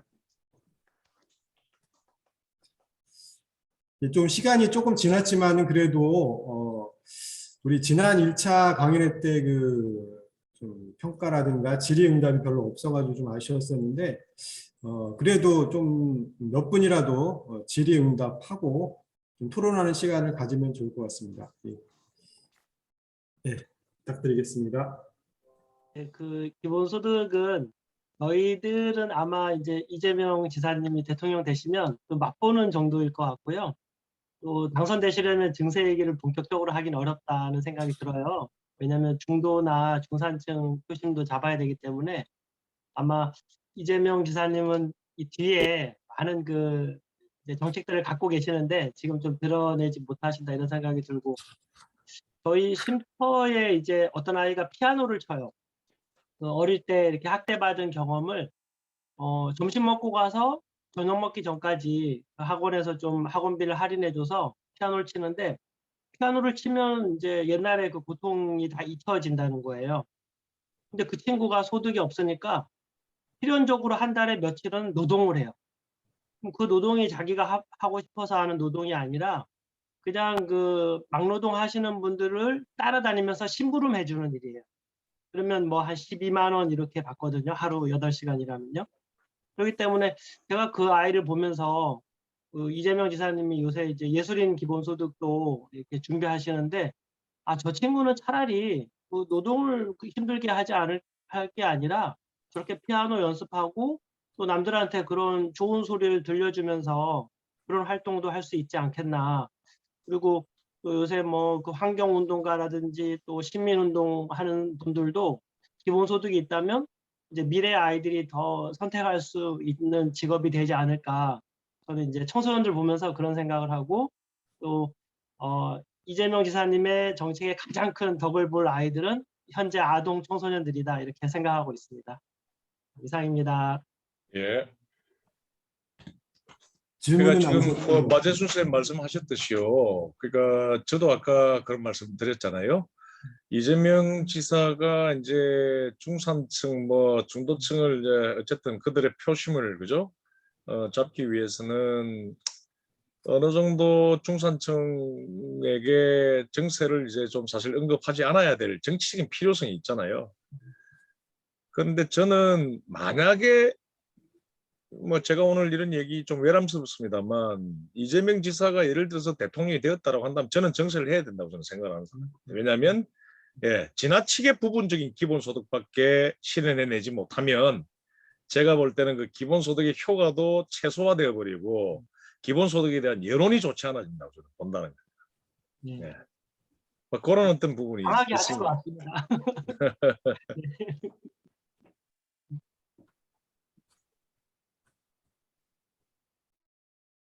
네, 질문해 주십시오. 네, 지금 이제 지난번에도 제가 그 교수님 지난번 강의하셨던 분한테도 제가 엄청 강력하게 쓴소리를 했는데 그분은 이제 그 정책을 짜시는 분이기 때문에 제가 그렇게 얘기를 했어요. 그래서 로드맵을 말씀하시는데 첫 번째가 증세가 아니라 절세, 그 다음에 새로운 목적세, 그리고 맨 나중에 아마 지난번에도 증세는 없었던 것 같아요. 네. 근데 이제 지금 교수님은 좀 더 적나라하게 객관적 입장에서 말씀해 주셔서 좀 속 시원한 면이 있어요. 그때는 좀 제가 제기한 게 좀 논쟁처럼 됐는데 오늘은 논쟁은 안 될 것 같아요. 논쟁은 안 될 것 같은데 저희 지금 모임이 이재명을 지지하는 모임이거든요. 근데 속상한 거는 뭐냐면 국민의힘 최재형이 뭐라고 하냐면 외식 소득이다 그랬어요. 그래서 너는 8만 원 외식이 그렇게 싸냐? 뭐 이렇게 또 반론도 있었지만 정말 용돈 기본소득이에요. 지금 이 수준이 과연 이거 가지고 국민들에게 감동을 줄 수 있을까? 그렇죠. 저도 그렇게. 저는 그게 의문스럽다는 거죠. 아니 증세에서 날아가는 표도 있지만은 증세를 과감해 가지고 기본소득의 비전을 보여줘서 오는 표도 있을 수 있는데 야 이건 너무 지금 지지율 믿고 너무 보신적으로 가는 것이 아니냐. 솔직히 여기서 돌파를 못했는데 여론을 못했는데 당선돼서 증세를 할 수 있다? 글쎄요. 저는 안 그렇게 생각하는데 용돈 기본소득에 대해서 과연 아까 말씀하신 자유와 평등을 인간의 자유와 평등을 보장할 만한 기본소득의 목표에 도달할 수 있느냐? 오히려 저는 이거 자체가 이 낮은 기본소득 자체가 포퓰리즘이고 사기 아닌가요? 어떻게 생각하세요? 그리고 이 정도 가지고는 아까 양립이라고 얘기하셨잖아요. 기존의 사회보장제도와 이 기본소득은 양립하는 것이 어느 하나를 죽이는 게 아니다. 이렇게 가면요, 기본소득은 절대로 양립할 수 없어요. 복지의 보조적 수단밖에 안 돼. 하나의 수단밖에 안 돼요. 아니 지금 아시는 대로 노인 기초노령연금도 용돈연금이라고 그 난리를 쳐가지고 올리고 있잖아요. 그 다음에 그 아이들 그 아동수당도 지금 계속 올리고 있잖아요. 아니 그거만큼도 못해요 지금 이 기본소득이. 저는 기본소득 얘기하는 대신 제가 제안하는 게 뭔지 아세요? 아니 대학교 등록금을 제로로 해라. 그리고 그 학생들에게 저는 차라리 매달 20만 원씩 용돈을 줘라. 그게 차라리 더 낫다. 그게 더 감동적이다. 월 8만 원 기본소득 얘기하는 것보다 그렇게 하나라도 제대로 주는 게 더 감동적이다. 저는 이렇게 생각하는데 교수님 의견 어떠세요? 뒷담화 치지 말고. 네. 저는 뭐 일단 기본소득론자고요. 기본소득이라고 하는 것이 아까 제가 오늘 여러분 마지막 그 강의 말미에서 강조했듯이 저는 좀 기본소득이 자본주의를 변혁시켜낸다라고 하는 점에서 저는 굉장히 중요한 제도라고 저는 보거든요. 여러분들 어떻게 보고 계실지 모르겠지만 뭐 이재명 지사 지지 이런 걸 떠나서 저는 기본소득이 자본주의를 변혁시켜낼 수가 있다. 자본주의를 뛰어넘는 시스템으로 갈 수 있게 해주는 굉장히 결정적인 어떤 제도라고 하는 점에서 저는 기본소득을 지지하고 찬성하는 사람입니다. 그러니까 뭐 조금 레디칼한 이제 제가 관점 가지고 있죠. 그런 면에서 저는 이제 우리 지금 신 처장님 말씀은 제가 뭐 100% 이해를 합니다만 저는 기존의 사회보장제도와 기본소득은 완전히 저는 양립돼야 된다고 저는 보고 있고요. 그러기 위해서는 정세를 강화해야 된다는 것 제가 오늘 몇 번이나 수시로 말씀드렸죠. 그 다음에 특목세 있죠. 목적세 있죠. 목적세는 기본소득을 위해서 내가 신설해야 된다는 것이 아니라 오늘 제가 구글 얘기 잠깐 스쳐이고 지나가듯 말씀드렸지만 너무너무 어처구니가 없는 일들 아닙니까? 그죠? 그러니까 우리 모두 전 세계 시민의 지식들이 정보들이 구글의 사유재산화되어 버리고 있잖아요. 여기에 대해서는 이제 빅데이터를 매겨가지고 모든 사람들에게 만민에게 소득으로 배분해야 된다고 보는 게 꼭 기본소득이 아니더라도 저는 탄소세라든지 토지 보유세라든지 빅데이터세는 저는 반드시 신설을 해야 된다고 저는 보는 사람입니다. 그래서 정세는 제가 볼 때는 소득세 정세, 그러니까 부자 정세, 그 다음에 법인세 정세, 그 다음에 미국의 주류 경제학자들을 얘기하고 있죠. 그 노벨상 수상자인 다이아몬드 교수가 이런 얘기를 하고 있죠. 상속세와 유산세에 대해서 매우 강한 높은 세율로 세금을 매겨야 된다. 상속세하고 유산세. 이걸 기본소득의 재원으로 삼아야 된다라고 보고 있고 피사리데스라고 하는 노벨상 수상자는 주택 매매 차익 등에 대해서 주택 거래에 대해서도 이런 이 기본소득을 매기게 되면 우리 한국 돈으로 얘기를 하는 이른바 월 1,000불 그러니까 100만 원이 좀 넘죠. 월 1,000불의 기본소득을 미국에 제도화할 수 있다라고 이야기를 하고 있는 거예요.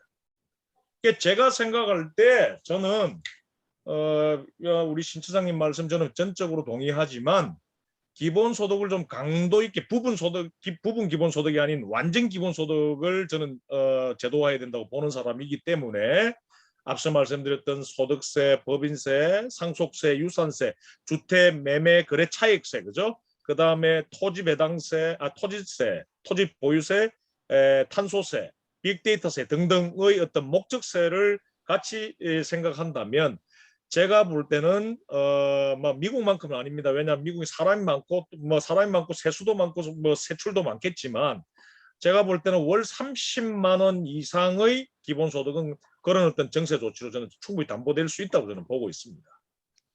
예. 네, 교수님. 아까 제가 두 번째 질문하고 싶었던 게 충분성에 대한 얘기인데요. 아까 교수님 충분성 말씀하셨잖아요. 그렇죠. 예. 네. 이 충분성을 담보하기 위해서는 재원 마련이 필요하다. 이렇게 얘기를 하셨잖아요. 그렇죠. 지금 스위스였나요? 거기서 그 기본소득 월 150만 원에 대해서 투표했는데, 아까 우리 마재선 선생님 말씀하신 그 알바 학생한테 30만 원을 주면 자유와 평등이 보장이 될까요? 되지. 네. 되나요? 그 친구는 그 노동을 안 해도 되니까요. 네. 그러니까 그러면 우리가 또 하나 어떤 사회적 합의를 해야 되냐면은 그러면 충분성의 규모는 어느 정도야 돼야 되느냐. 그렇죠. 아까 미국이 그렇게 정도 하면 한 100만 원이라고 그러고 우리 지금 이재명 지사는 첫 해 1인당 1년에 100만 원이니까 그거를 4인 가족으로 해봐라. 그럼 400만 원이다. 그 돈이 작은 돈이 아니다. 그 다음 연도는 좀 더 높일 것이다. 이렇게 얘기를 한 건데 그러면 충분성의 규모는 우리가 어느 정도 돼야 약간의 비전적으로 볼 수 있을까? 어떻게 생각하세요? 충분성. 원론적으로 얘기를 할게요. 그러니까 이제 아까 이야기했던 미국의 다이아몬드 교수라든지 그다음에 피사리데스 이 사람은 공작입니다. 원래 이 귀족인데 피사리데스 교수 같은 사람들 얘기를 들어보면 아까 제가 그런 얘기했죠. 존 롤즈가 이야기하는 최소한의 어떤 생활을 영위할 수 있는, 이게 마르크스주의 정치 경제학에서 이야기하는 노동력 재생산 구매 비용입니다. 그러면 제가 조금 풀어서 말씀드리자면, 우리가 최저임금은 어떻게 결정하죠? 그냥 아주 기본적인 최소한의 어떤 생활을 영위하기 위해서 소요되는 어떤 비용을 임금으로 환산시킨 거거든요. 최저임금이라고 하는 것이. 저는 그런 어떤 최저임금 수준으로는 가야 된다, 이렇게 본다는 거예요. 최저한의 생활을 영위해야 하는 것이 바로 기본소득이기 때문에. 최저임금만큼 과학적인 또 준거점도 없는 거예요. 물가라든지, 물론 최저임금은 엄청 이렇게 하향화되어 있지만, 최저임금을 결정하는 여러 가지 어떤 준거점이 바로 물가라든지, 그죠? 그런 것들 아닙니까? 지대라든지 이런 것들이거든요. 거기에 준거해서 저는 최저임금 수준으로는 가야 된다고 저는 보고 있습니다. 그래서 아까 제가 이야기했던 노벨상 수상자들이 이 사람들은 완전히 주류 경제학자들이에요. 다이아몬드라든지 피사리데스 같은 경우에는 이 사람들은 이른바 아까 말씀드렸던 몇 번이나 좀 제가 반복해서 죄송한데, 재산세라든지 그다음에 자본거래세라든지 소득세라든지 목적세 같은 것들을 하면 월 1000불을 만들어낼 수가 있다라고 하는 것인데, 그 구체적인 세율에 대한 어떤 각 항목의 세율에 대해서는 고민을 해봐야 되겠지만, 과학적으로 일단 이것이 불가능하지 않다라고 하는 것은 이미 입증이 되어 있다는 거죠. 저는 최저 생활을 보장하는 수준이어야 된다고 저는 봅니다. 그러니까요. 내년에 최저임금이 190만 원 가량 되거든요. 예, 예. 네. 그러니까 그러니까요. 이제 그래서 그 핀란드는 300만 원씩 실험을 했고요. 그다음에 독일의 SPD 같은 독일 사회민주당이라든지 다스 그린넨이라고 하는 녹색당은 우리로 이야기하면 한 400만 원 지금 기본소득 지금 운동하고 있어요. 월 400만 원요. 우리보다 못 사는 스페인도 월 400만 원, 300만 원, 400만 원 기본소득 운동하고 있습니다. 그러니까 우리는 정치적인 이유 때문에 기본소득의 이른바 미니멈이 너무 지나치게 이렇게 하향평준화되어 버렸어요. 그 재원 문제 때문에. 그래서 저는 솔직히 딱 깨고 치고 나가야 될 필요가 있다는 주장을 저는 하고 싶은데, 그래서 아까 마쌤 말씀하신 대로 중산층 공략이라고 하는 관점에서 본다면 그걸 또 참 이렇게 그죠? 속내를 다 이렇게 열어 제낄 수는 없지 않나 하는 생각은 듭니다만, 아무튼 최근에 저는 경선 과정에서 이재명 지사가 좀 기본소득과 관련해서 좀 우왕좌왕하고 있는 게 조금 저는 많이 좀 아쉬웠어요. 예, 필요에 따라서는 정세를 해야 된다라고 하는. 예, 아까 방금 신규철 처장님 말씀하신 대로 그 정도 기본소득이 그냥 이렇게 저 효과라도 있겠어라고 하는 논의에 대해서 단계적으로 조금씩 늘린다라가 아니라 그냥 최저임금 수준으로 가야 되는 것을 목적으로 앞으로 그 프로세스를 기획해 나가야 된다, 이런 식으로 좀 치고 나가야 될 필요가 있지 않나 생각이 좀 들어요.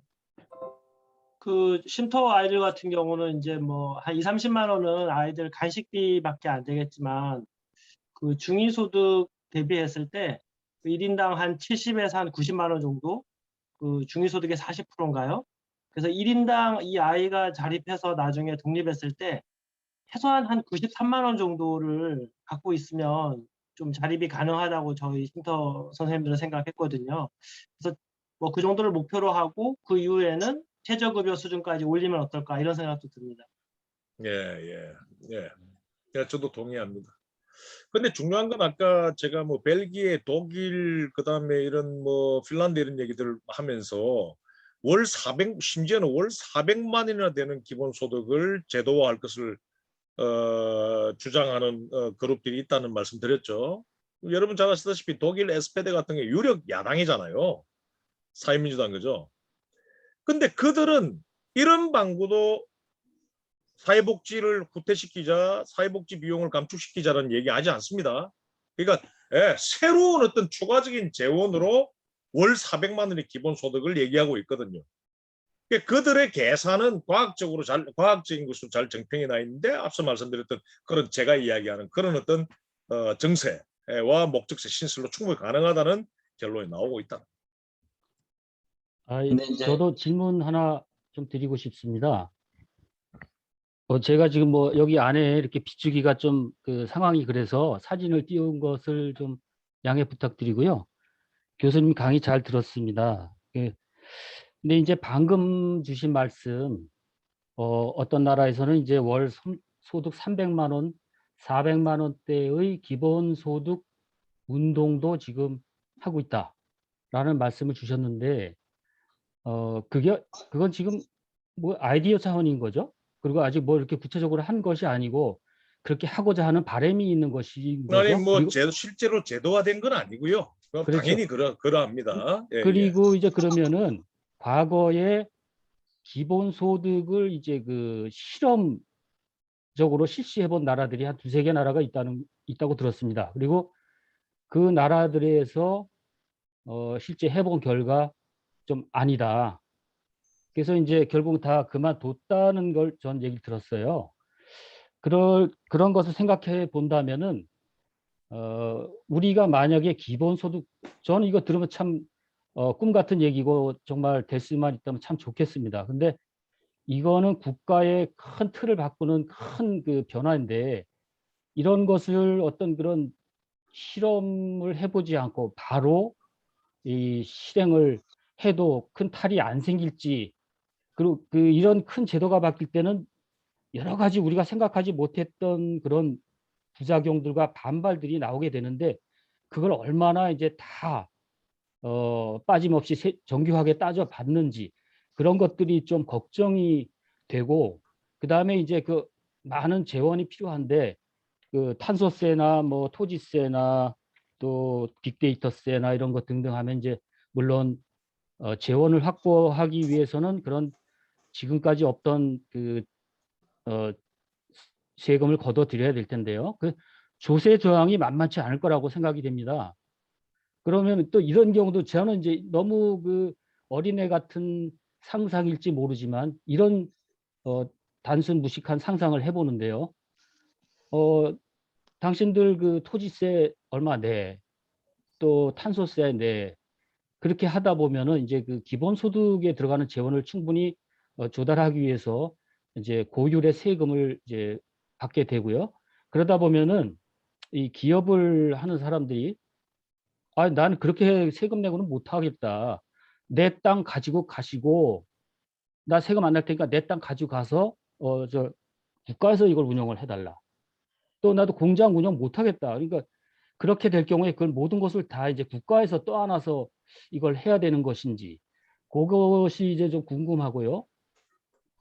또 하나는 아까 자본주의의 문제점 중에 하나 지적하신 것이 어, 밥값을 해야만 하는 세상, 싫어도 노동을 해야 하는 세상, 이것이 자본주의의 문제점이다. 그런데 기본 소득으로 이제 가게 되면은 이렇게 노동을 강제하지 않게 된다. 각자 자기가 하고 싶은 거 하고 이렇게 된다 하는데 과연 그것이 현실화 될 수 있을지, 그러면은 누가 저 힘든 일을 하고 그렇게 할지 그게 이제 참 걱정이 됩니다. 저 같은 경우는 제 자식들한테도 밥값은 해라고 하는 사람인데 과연 밥값을 안 하고 밥을 먹을 수 있게 될 건지 정말요. 모든 사람들이 다 그러면 나도 뭐 그냥 나 하고 싶은 거 하고 밥 먹겠다. 그 모든 사람들이 다 그 빈곤의 함정이라고 하지 않습니까? 그냥 내가 저 꼼지락거리고 이래서 얼마 버느니 그냥 나라에서 주는 거 갖고 그냥 살지. 전 국민이 만약에 그렇게 간다면은 그러면 누가 그 사람들 먹여 살릴 재원을 마련할 것인가? 그런 것들이 예, 떠오릅니다. 그래서 뭐 너무 제가 지금 이걸 깊이 생각해 보지 않고 그냥 단순하게 퍼뜩 드는 그런 상상으로 좀 그런 걱정과 의문을 가져봤습니다. 제가 대답을 해야 될까요? 네, 예, 예, 예. 그것에 대해서 너무 많아가지고요. 제가 지금 네. 정리를 못했어요. 너무 많아가지고 아, 지금 님께서 이야기하시는 걸 보면 임노동을 베이스로 하는 사회를 그냥 전제 조건으로 하고 있는 거예요. 그러니까 밥값을 해서 일을 해서 먹고 사는 것. 그러니까 자기의 노동 수단 없이 자기가 생산 수단이 없이 남 밑에 들어가서 남의 생산 수단을 빌려 가지고 일을 해서 임노동, 품삯을 받는 노동을 전제하고 계세요. 역사 속에서. 그런 어떤 사회만 있었다라고 하는 것을 배타적으로 전제하고 계시는데 여러분 중세만 해도요. 모든 소생산자들은 임노동을 하질 않았습니다. 봉건 영주에게 지대를 갖다 바쳤으면 갖다 바쳤지 자기의 어떤 생산 수단과 자기의 어떤 분여지라고 하는 작은 땅을 경작해서 자유롭게 노동을 했던 사람들이에요. 그런데 지금 그러니까 각 잠깐만요. 남의 그러니까 네. 잠깐만요. 우리 님께서는 이런 말씀하셨어요.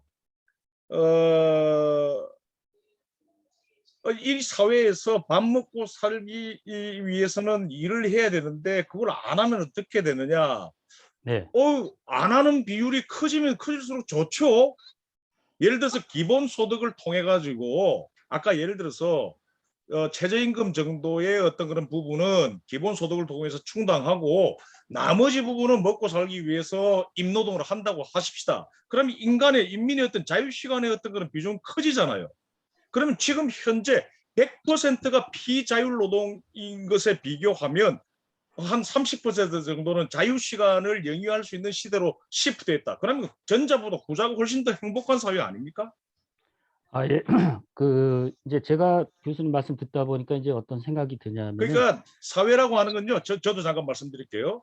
생산 시스템이라고 하는 것은 자본주의 시스템에서 우리에게 강제하는 것들이 앞으로도 계속 영속된다라고 하는 어떤 생각은 안 하셨으면 좋겠어요. 그러니까 원시 공동체가 노예제로 바뀌었고 노예제가 봉건제로 바뀌었고 봉건제가 자본주의로 바뀌었듯이 자본주의도 앞으로 좀 뭔가 새로운 어떤 사회 질서로 분명히 진화될 것이라고 저는 봐요. 그러니까 불멸의 어떤 그런 자본주의 시스템이 불멸의 난공불락의 철옹성 같은 것을 전제해서 생각하신다면 제가 오늘 말씀드렸던 세 가지 강제 같은 거 이해를 못 하시는 거죠. 그러실 수 있다고 봅니다. 예, 질문 그다음에 하나 또 드리겠습니다. 그러면 방금 말씀하신 거에 대해서 질문을 드리고 싶은 게 있는데요. 이제 현재 누구나 지금 많은 사람 거의 대부분의 사람들이 임노동을 하고 있는데 기본소득으로 가서 누구나 다 임노동이 아니라 남의 밑에 가서 임금을 받는 게 아니라 각자 자기의 일을 하는 거 그런 것을 추구하는 세상 그것이 이제 기본소득이 바라는 세상이라고 말씀 주셨는데 그래서 과연 김동희 지금 선생님은 요런 말씀 아닙니까? 자본주의적인 임노동은 경제적인 부가가치를 창출하는데 보통 우리 인민들이 자기가 좋아하는 것을 이른바 자유시간을 누리면서 자기가 좋아하는 활동을 하는 것은 부가가치를 창출하지 않는다라고 하는 전제를 바탕으로 해서 생각하면 이른바 아이고 모두가 자유시간을 누려버리면 경제는 어떻게 영이 되느냐라고 하는 한탄으로 연결될 수 있는 거죠. 그런데 그거는 아까 드렸던 말씀이고요. 지금 제가 말씀드리려고 했던 건 뭐 뭐냐면 그런 얘기 지금 맥락되기 때문에 제가 같이 통합해서 말씀드리는 거죠. 같이 방금 연결되는 말씀하신 그 임노동에서 탈피하는 거. 그래서 각자 자기의 일을 하는 거. 그것에 대해서 질문을 드리는 건데요. 자기 일을 과연 하는 것 자체가 경제적인 부가가치와 연결된다라고 하는 것입니다. 네, 제가 강조하는 것은 그런데 이제 제가 여쭙고 싶은 것은 그게 더 아니고 좋은 시스템이죠. 경제적인 어떤 제가 부가가치도 여쭙고 싶은 건 창출하고 그게 아니고요. 자아실현도 할 수 있는 어떤 노동도 하게 되고. 예, 그러니까 제가 여쭙고 싶은 건 그게 그다음에 이거 아니고요. 말고요. 또 다른 아까 앞서 저 질문 또 뭐였죠? 제가 지금 질문이 아니라 드리던 거 문제 마저 제기셨는데 말씀드려볼게요. 우리가 현재 임노동을 하지 않고 각자 자기의 일을 할 수 있는 사람이 과연 몇이나 될 것인가? 사업장을 가질 만한 그런 자본을 가지고 있는 것인가? 결국 어떤 생산수단을 가진 누군가한테 가서 월급을 받으면서 일할 수밖에 없는 지금 상황이 아닌가 싶은 그런 생각이 드는 겁니다. 역으로요. 기본소득이라고 하는 것이 방금 우리 김동헌님께서 말씀하신 자본입니다. 그러니까 자신은 어떤 타율적인 어떤 노동을 하고 있지만 기본소득이라고 하는 것을 통해서 기본소득이 축적되면 하나의 어떤 자기의 어떤 자본 또는 자기의 어떤 그런 생산 수단으로 활용할 수가 있게 되는 것이죠. 그러니까 인간이 왜 타율적인 노동을 할 수밖에 없냐면 강제적인 노동을 할 수밖에 없냐면 한 인간이 노동수단 그러니까 생산수단과 이렇게 분리되어 있기 때문에 타율적인 노동밖에 할 수 못하는 거예요. 생산수단을 독점적으로 소유하고 있는 사람 밑으로 들어가야 되기 때문에. 그러나 기본소득이라고 하는 것은 우리가 살아가는 데 있어서의 생활 원자로는 아주 일정 부분밖에 되질 않지만 기본소득이라고 하는 것이 자신의 어떤 그런 이른바 생산수단을 구입할 수 있는 어떤 원자가 될 수도 있기도 하고 자기가 예를 들어서 사업을 위한 어떤 일종의 자본의 일정 부분이 될 수도 있다는 거죠. 그렇게 된다면 생산수단과 인간이 통합이 되게 된다면 그건 자아실현을 사실 담보해 줄 수 있는 이른바 뭐 생산 또는 어떤 뭐 노동이 될 수 있다는 거죠.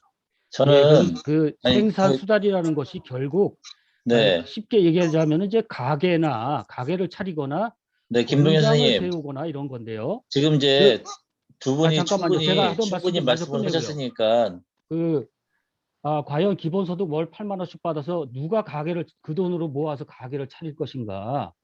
누가 그걸로 공장을 차릴 것인가? 그런 것들을 위한 하나의 원천이 된다는 거 아니에요. 지금 제가 죄송한데 저도 한 말씀 할게요. 그 지금 어떻게 조금 방향이 잘못 간 것 같은데 제가 한 말씀, 저는 진짜 우리 교수님 굉장히 피곤해가지고 그냥 바로 끝날 줄 알았는데 저는 이 기본소득을 역사 속에서 바라봐야 된다고 봐요. 그리고 아까 신규철 처장님이 뭐 그러한 현실론을 얘기했지만은 물론 당위론과 현실론이 있습니다. 그렇지만 그래서 나는 이 기본소득이라는 것은 어느 어떠한 그 횡단면적으로 어떤 시점에서 뭐 이거 옳고 그르고를 이렇게 판별하고 따질 문제는 아니고 이것은 우리가 역사 속에서 봐야 되는 것이고요. 그리고 이제 아까 모두에서 우리 교수님이 기본소득이 왜 필요한가라는 전제 조건을 얘기했잖아요. 1대 90의 양극화 사회, 그리고 지금 4차 산업혁명으로 갔을 때 이제 고용이 구조적으로 이제 고용이 박탈되는 이런 사회 구조적인 문제, 이런 것들 때문에 이제 기본소득이 나온 거라고 저는 보거든요. 그래서 아까 신규철 처장님의 그 용품돈론도 뭐 맞아요. 근데 우리는 이게 당위적인 게 당위론과 현실을 두 가지를 봐야 되고요.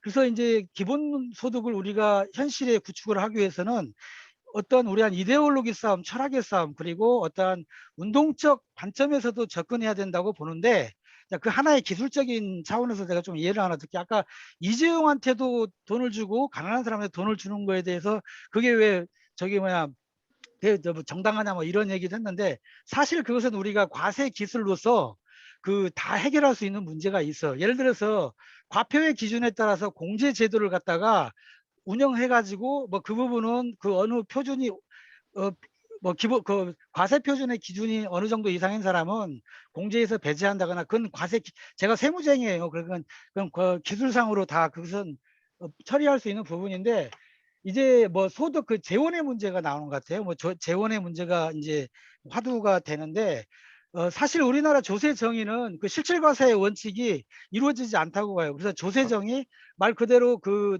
정의에 부합하는 그런 누진 세율이 확실하게 확립이 되고 또 이제 뭐 부족한 세원에서는 아까 탄소세 얘기도 나왔는고 탄소세 얘기도 나오고 여러 가지 세원의 그런 고민들을 하시는 분들이 계시는데 저는 이제 그 부분도 이제 화폐 금융론 쪽으로 접근해서 요즘 그 MMP 이론이라는 게 있어요. 그래서 우리 뭐 그 이제 그 홍남기 같은 사람은 예산 지향론자들, 그러니까 기본소득 재원과 사회복지 재원을 갖다가 양분화시켜 가지고 이것을 갖다가 경합론을 펼쳐가지고 돈이 부족하다. 그렇기 때문에 이건 안 된다.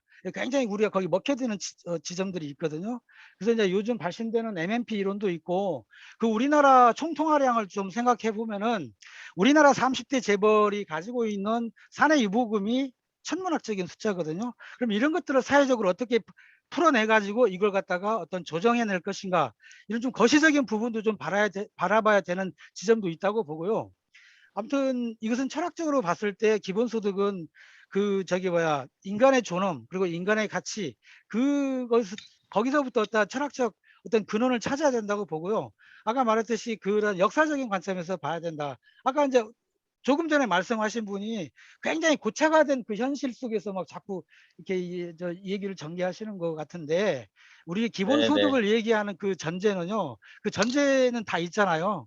그래서 이제 그 아까 그분이 네네, 말씀하시는 알겠습니다, 것은 이사장님. 그 거꾸로 가는 것 같아요. 그래서 제가 네네. 말씀드리는 것은 이건 현실론과 당위론이 분명히 있는 거다. 그리고 여기선 횡단면 쪽에서 딱 판단할 문제가 아니고 지속적으로 얘기하고 또 운동론 쪽 그리고 이데올로기 싸움, 철학의 싸움으로 가야 된다는 부분이 분명히 있다는 것을 말씀드리고요. 네네. 재정의 네네. 문제는 내가 구체적으로 여기서 이제 시간이 없어서 이제 말을 하기 힘든데 뭐 MMP 이론이랄지 어떤 우리 뭐 어떤 총통화량 그리고 사내 유보금 그리고 신설 뭐 어떤 세원의 발굴 그리고 실질적인 조세 정의 뭐 여러 가지 그 이야기할 거리들이 있어요. 그런데 그것은 다음에 좀 이야기하기로 하고 제가 네네. 말씀드리고 싶은 것은 여기까지입니다. 이상입니다. 네네. 네.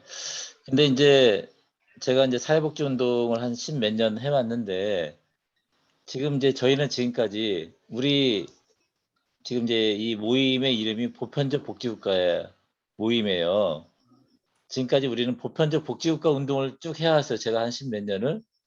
왜 해왔냐면 그동안은 보편적 복지국가가 아니었기 때문에, 그러니까 가난한 사람들만 도와주는 복지였지, 그걸 이제 우리 사회복지원은 구사회 위험, 불평등 문제 이렇게 얘기했잖아요. 그래서 우리 제도로 보면 기초생활보장제도 그 정도 수준의 운동에서 보편적 기초노령연금, 뭐 그다음에 아동수당, 뭐 보육수당 이런 식의 어떤 보편적 복지로 넘어가야 된다. 그러니까 신사회 위험의 저출산 고령화라든가 뭐 이런 신사회 위험에 우리가 대응하는 보편적 복지국가로 넘어가야 된다. 이런 운동을 지금 저희가 해왔어요. 근데 여기서 이제 기본소득이 등장을 했잖아요. 근데 우리나라는 이런 구사회 위험과 신사회 위험이 동시에 존재하고 있어요. 그렇기 때문에 노인 빈곤율이 세계 최고잖아요. 그런데 우리가 기본소득을 얘기하는 근본적인 것은 이제 제 입장에서 제가 이제 수용하는 것은 뭐냐면 고용에 대한 문제예요. 그전에는 복지 재원이 어디서 나왔냐? 국가에서 다 준 게 아니에요. 우리 직장 지금 일 다니시면 4대 보험 다 내시잖아요. 거기서 나오고 우리가 낸 돈이 더 많지, 국가에서 이 보편적 복지에 쏟는 돈보다 우리가 낸 돈이 더 많아요. 그걸로 작동이 되는 거거든요. 근데 그 전제는 뭐냐면 우리가 일을 하고 있어야 돼요. 그렇기 때문에 만약에 지금 그 일자리가 없어진다면 이 복지 체제는 무너지는 거예요. 그런데 이게 임노동에만 의하고 있는데 이재용이라든가 삼성이라든가 카카오는 걔 하나의 임노동으로만 존재하는 게 아니거든요. 거기에 대한 세금은 우리나라가 굉장히 약하잖아요. 그런 자본세에 대해서는. 그래서 지금까지 제가 보편적 운동을 해왔을 때는 뭐 비정규직 차별 철폐라든가 최저임금을 올리라든가 이런 걸 해왔는데, 앞으로는 지금 우리 청년들을 보면은 걔네들한테 야, 이 괴로운 놈들아, 아무 데나 들어가서 일을 해야지 라고 과연 얘기할 수 있냐, 지금의 우리 청년들한테. 갈 데가 없어요. 갈 데가. 그죠? 그러니까 외국에 나가거나, 그럼 걔네한테 남동단 저기 최저임금 받고 다니라면 되나요? 그리고 앞으로는 일자리가 지금 AI 자동화 점점 이제 아마 없어질 거예요. 그러니까 일자리가 사라지는 세대에 있어서의 이 복지를 어떻게 얘기할 거냐. 근데 기존 복지 시스템으로는 얘기할 수가 없잖아요. 임노동을 기준으로 하니까. 그러니까 임노동이 어려운 상황에서의 어떤 새로운 복지 패러다임이라고 생각해요. 저는 그 기본소득적으로 접근해야지만이 그 아까 우리가 도달하지 못한 이런 복지국가에 도달할 수 있지. 저는 좀 그런 생각이 들었습니다. 네, 그 시간이 좀 많이 제가 한 가만 보여요. 물론 신규철 차장님의 맞아요. 물론 거기에 뭐 다 제가 뭐 동의 안 하는 건 아닌데, 자 그러면은 아까 이제 통화량 문제도 나왔고 그리고 뭐 저기 재원의 문제, 이건 굉장히 고민거리거든. 사실 뭐 지금 천마 타고 오는 초인이 와도 이거 해결할 수 있는 어떤 답을 내오기는 쉽지 않아요. 그 제가 이것을 진행형으로 우리가 가자는 거고, 그리고 이것을 합의를 해가는 그런 과정들이 필요하다는 것이고, 그래서 이것은 어느 횡단면적으로 이렇게 딱 이렇게 판정하는 그런 문제가 아니고, 끊임없이 우리가 담론을 발신하고 또 이데올로기를 만들고 철학적으로 우리가 이렇게 움직여야 되는 그런 부분들이 분명히 있다는 거예요. 그래서 제가 그 부분을 인정하지 않는 건 아닌데, 맞아요. 그 부분을 갖다가 또 역사성과 같이 매칭시켜서 우리가 어떤 당이론적 이런 것도 같이 가야 된다는 거예요. 당장 그럼 청년들이 일자리가 없어져. 그럼 청년들 뭐 한 1, 20만 원 용돈도 안 되는 것밖에 없어 재원이. 그러면 그거 자꾸만 이 얘기하면 답이 안 나오는 거잖아요. 우리가 이런 기본소득 강의를 하는 것도 사실 그러한 고민과 아젠다, 담론을 우리가 만들어가기 위한 하나의 과정이라고 저는 보거든요. 이상입니다. 네. 예, 회장님, 네, 지금 네. 좀 오랜 시간 있었는데 저는 너무 말을 많이 한 것 같고 우리 김진구 선생님이라 뭐 박연아 선생님이라 손호 선생님이라 그래도 소감 한마디씩 이렇게 말씀하시고 마치는 게 좋지 않을까 그렇게 생각됩니다. 네, 교수님 괜찮으시겠어요? 음소거해 주시고요. 예, 괜찮습니다. 예. 예, 그러면은 말씀 안 하신 분 중에서 지금은 자기 주장이라든가 토론을 하기에는 좀 시간이 너무 늦었고요. 말씀하신 대로 간단한 소감만 한마디씩 해주시고 그 말씀 안 하신 분들 그냥 패스하셔도 됩니다. 네, 그리고 그거에 대해서 마지막으로 우리 교수님 뭐 간단한 그 코멘트만 해주시고 마치도록 하겠습니다. 우리 누가 하시겠습니까? 우리 황동욱, 박연화, 김진구, 최순철, 네, 장미님 남아 계시나 밑에 한복남, 김미영님도 계신데, 네, 시간이 오래돼서 저는 패스하겠습니다. 네. 우리 다른 분, 뭐 다른 유선원 얘기는 드리겠습니다. 없고요. 아, 네. 우리 다른 박연화 얘기는 선생님. 없고요. 네, 일단은 저는 이제 기본소득이라는 게 인간 그 자체, 그 존재 그 자체에 대한 대가라는 아까 그 교수님 강의 말씀이 굉장히 인상적이었고요. 어쨌든 인간 중심으로 이루어진다 하는 부분에서 저는 아주 구체적인 방법으로 실행이 꼭 되어야 된다고 저는 생각을 합니다. 네, 이상입니다. 네, 우리 최순철님. 예, 저는 오늘 처음 모임에 나왔는데요. 열띤 토론 보면서 많은 것을 생각했습니다.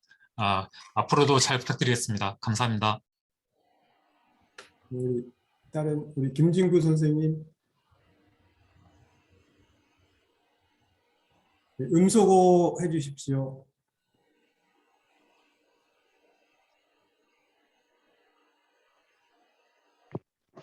예, 저는 이제 저번에 이어서 두 번째 지금 강의를 듣고 있는데요. 그 기본제라는 그 주제가 저는 처음에 몰랐어요. 근데 이 강의를 통해서 좀 저의 앞으로의 또 우리의 그 미래를 한번 더 생각을 해볼 수 있고 이제는 그거에 대해서 좀 관심을 가져야 되겠다는 생각이 좀 많이 드는 것 같았습니다. 아무튼 뭐 좋은 강의를 해주셔서 정말 감사드립니다. 네, 이상입니다. 우리 장미님 선생님. 안녕하세요. 저는 오늘 그 교수님 강의 잘 들었고요.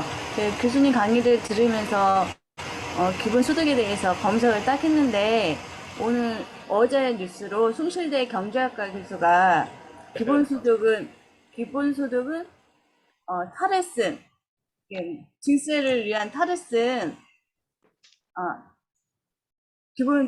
보편의 탈레슨 기본소득이고 상상을 뛰어넘는 거대한 증세다. 이렇게 교수님 강의를 듣고 이 신문을 보니까 정말 이재명 지사가 기본소득에 대해서 어떤 정책을 탄탄히 해야 그 정책이 이어나갈 것인데 우리나라 사람들이 지금 이렇게 생각하는 사람들 반, 이렇게 생각하는 사람이 반이잖아요.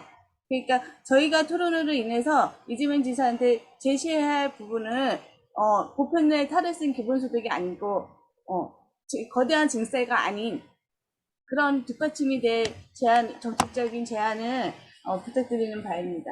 이상입니다. 네, 우리 한복남 선생님 혹시 말씀하시겠어요? 좀 지나갔어요. 네, 그러면은 송원옥 선생님 말씀 안 하셨는데. 네, 그러네요. 안녕하십니까. 반갑습니다. 저는 보편적 복지국가 포럼 지금 인천본부 김병수 대표님이 계신데 보편적 복지국가 포럼의 사무총장 맡고 있는 송은옥이라고 합니다. 이 개설했고, 예. 굉장히 오늘 토론회 강연회가 있다고 해서 또 경제학과 교수님이시더라고요. 굉장히 기대를 했었고 또 이제 아까 신규철 처장님께서 말씀하셨듯이 저희는 특별한 목적이 있는 이런 단체다 보니까 굉장히 신선했어요. 그 초두에 말씀하실 때 교수님께서 말씀하실 때도 어떻게 보면은 이제 지금까지의 기본소득 저희가 논의했던 것들은 이재명 후보에 대한 기본소득에 대해서 조금 반신반의하고 물음표가 있었어도 이해하려고 노력하는 사람들끼리의 어떻게 보면 그런 거였다면 약간 이 번외에서 이렇게 토론이 발제를 해주셔가지고 굉장히 신선했고요. 그리고 결국은 같은 맥락이지 않나라는 생각이 들고 또한 진정한 민주주의 실현을 위해서 기본소득은 필수 불가결하다는 저는 저 나름대로의 결론을 얻어서 오늘 굉장히 뜻깊었습니다. 교수님 따로 언젠가 또 뵙고 싶습니다. 반가웠습니다. 감사합니다. 좋은 강의 이상입니다. 네, 교수님 마무리 코멘트 해주시죠. 오늘 저는 좋았고요. 토론과 논쟁 속에서 이제 사는 사람이다 보니까 취급이 좋았는데 하나 조금 당혹스러웠던 것은 여기는 아까 우리 김병수 선생님께서 말씀하셨듯이 어떤 특정 이재명 지사를 좀 지지하고 기본소득이라고 하는 것에 대해서 어퍼머티브한 그러니까 좀 적극적으로 인식하는 그런 분들인 줄 알고 저는 그런 것들을 이제 전제하고 기본소득에 대해서 조금 철학적인 또는 사회과학적인 어떤 정당성을 부여하는 그런 강의를 했는데 아까 우리 김동원님께서 다 이게 조금 부정적으로 얘기를 하시길래 굉장히 좀 조금 당혹스러운 건 사실이었습니다. 근데 아무튼 문제 제기에 대해서 저는 아까 제 말씀을 좀 드렸는데 아까 우리 신규철 처장님하고 이상은 위원장님이 말씀 잘 해주셨는데요. 제가 오늘 수업 때 현대자본주의의 여러 문제들을 제가 좀 말씀드렸잖아요. 그 중에서 고용이 굉장히 불안정하고 그 다음에 4차 산업혁명 이후에는 고용이 창출될 수가 없는 지금 상황으로까지 지금 치달았다라는 얘기를 제가 드린 적이 있습니다. 고용이 지금 이제 거의 나타나지 않는 사회.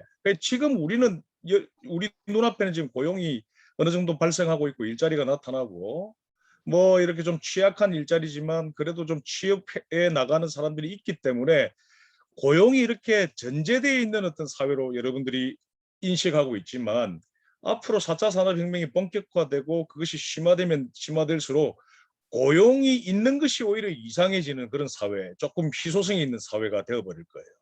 그런 상황에서는 아까 우리 김동훈 선생님 말씀하셨듯이 밥값이라도 해야 하는 노동도 사실 하기가 어려워지는 사회가 되는 겁니다. 그렇기 때문에 아까 신규철 처장님 말씀하셨듯이 그런 어떤 고용 흡수가 아닌 사회로 갔을 때 어떻게 인민이 살아가야 되느냐 하는 그런 어떤 문제가 바로 저는 그런 어떤 문제의식이 그런 고민이 이제 기본소득론의 백그라운드에 저는 있다고 보고 있고요. 그 다음에 오늘 제가 이 얘기까지는 안 하려고 했는데 지나치게 여러분들 좀 경제학적인 얘기인 것 같아서 이 얘기는 정말 안 하려고 했는데 좀 말씀을 좀 드리려고 하는데 간단하게 1분 정도. 아까 이상은 위원장께서 MNT 이 얘기를 했는데 그거 좀 쉽게 말씀드리자면 이거예요. 나라가 그런 어떤 기본소득과 같은 어떤 공공적인 어떤 문제를 해결하기 위해서 국채를 발행하면 이제 빚을 지잖아요. 통화를 발행하면 그 국채를 중앙은행이 전면 매입을 해가지고 중앙은행이 그것을 완전히 휴지 조각으로 만들어 버릴 수 있는 방법이 있습니다. 여러분. 그러면 돈은 계속 세금에 의해서 매달 기본소득의 재원을 우리가 생각하지 않고 나라가 기본소득을 제도화해내기 위해서 통화를 직접 발행하는 거예요. 국채를 통해가지고 통화를 인위적으로 생성시키는 거예요.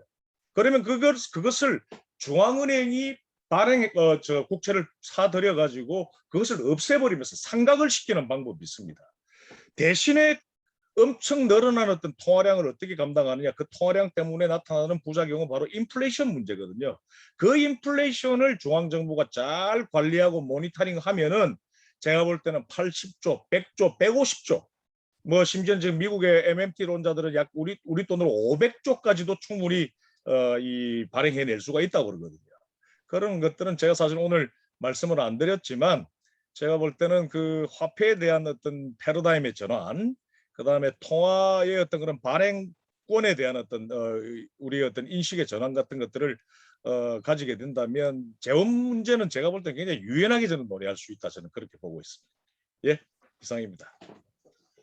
예, 거의 2시간 가까이 장시간 진행했는데 사실 저희가 우리 교수님께 그 답례로 드리는 게 기본도 안 되는 아이고 극자 아이고 전혀 네, 죄송합니다. 하여튼 전혀요. 다음에 또 교수님께 좋은 강의를 들을 수 있는 기회가 있으면 좋겠습니다. 참석해 주신 모든 분들께 감사를 드리고 다시 볼 수 있는 기회가 있기를 바랍니다. 수고 많으셨습니다. 네. 감사합니다. 수고하셨습니다. 교수님 수고하셨습니다. 네, 이제 식사하러 가셔요, 교수님. 네, 신부님도 많으셨습니다. 네. 자, 실례할게요. 네, 수고 많으셨습니다. 수고하셨습니다. 네, 마무리하겠습니다. 모두 고생 많으셨습니다. 다음에 또 네. 뵙겠습니다. 네, 수고하셨는데요. 네.